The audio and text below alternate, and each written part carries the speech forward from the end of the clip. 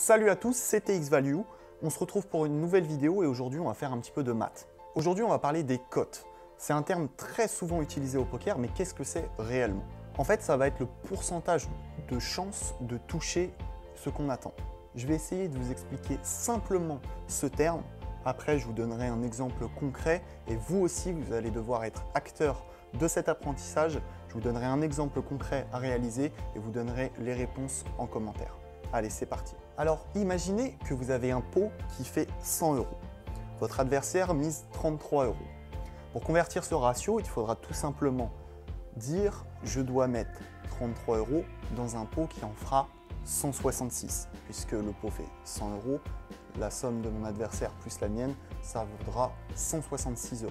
Vous divisez ensuite 33 par 166, qui va vous donner à peu près 20%.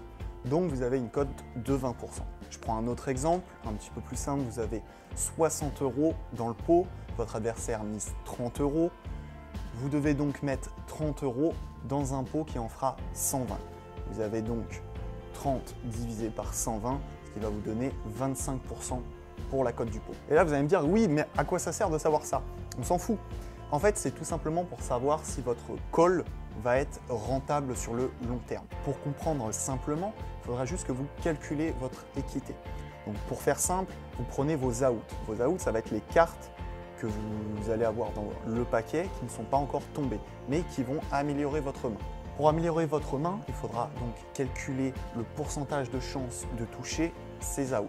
Pour simplifier le calcul, vous allez prendre vos outs et vous allez le multiplier par 4. Vous avez à peu près 50 cartes dans un paquet, sans compter celles de vos adversaires et les vôtres. Donc à peu près 50 cartes, vous avez 8 outs. Vous allez donc faire 8 x 2 plus 8 x 2. Donc pour simplifier, vous allez faire 8 x 4. La turn plus la river. Donc ce résultat vous donnera le pourcentage de chance de toucher vos outs à la turn et à la river.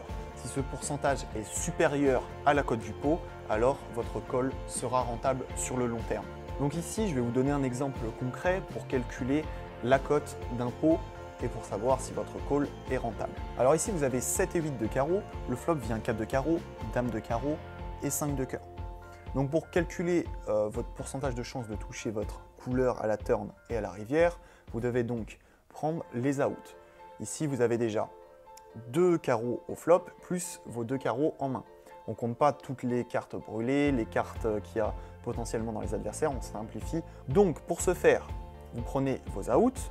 Là, en l'occurrence, il y en a 9. 9, vous faites donc 9 x 4. Ça vous donnera à peu près 36% de chance de toucher votre couleur à la turn et à la rivière.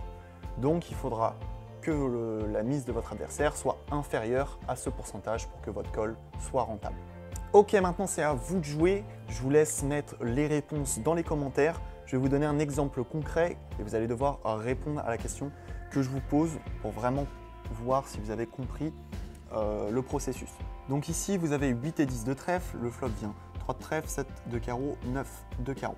Donc vous devez calculer le pourcentage de chance de toucher votre quinte.